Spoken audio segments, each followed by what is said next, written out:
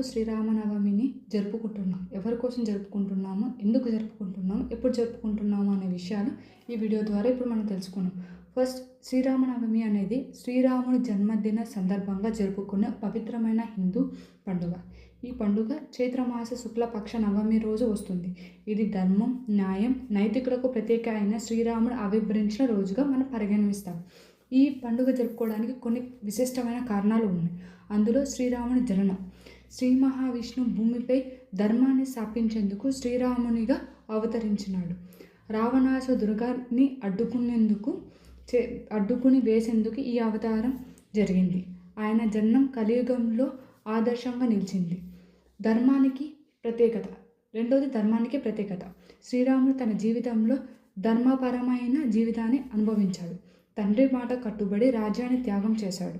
అరణ్యవాసం చేశాడు. భార్యపై విధేయత, ప్రజల పట్ల ప్రేమ, ఇవన్నీ ఆయనలో ఉన్న విలువలు. రామరాజ్యం ఆదర్శపాలన. శ్రీరాముడు రాజ్యాధికారిగా ఉన్నప్పుడు ప్రజలు సంతోషంగా జీవించాలని దురాచార బాధ లేకోకుండా పాలన సాగించేవారు. అందుకే రామరాజ్యం అనే మాట ఇప్పటికే ఆదర్శపాలంగా సంకేతాలు ఉపయోగిస్తున్నారు. సాంప్రదాయంగా పరిరక్షణ కోసం కూడా శ్రీరామనవమిని మనం జరుపుకుంటున్నాం. ఈరోజు భక్తులు రాముని జన్మదినాన్ని, సీతారాముల కళ్యాణాన్ని జరుపుకుంటారు. దేవాలయాల్లో కళ్యాణోత్సవాలు, వాహన సేవలు, భజనలు నిర్వహిస్తుంటారు. రామనామ స్మరణం వల్ల కలిగే ఫలితాలు.